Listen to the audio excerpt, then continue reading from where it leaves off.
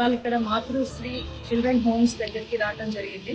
అలాగే ఇక్కడ మా వంతు మామిడికాయలు ఇక్కడ వీళ్ళతో పిల్లలకి పంచడం జరిగింది.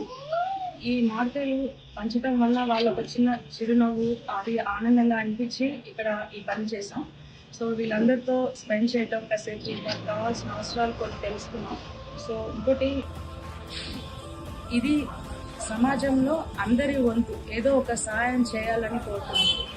సో ఇట్లాంటి సహాయం చేయటం వల్ల ఇది మనకి మన బాధ్యత కూడా అనిపిస్తుంది. సో అందరూ మీ వంతు చేయండి.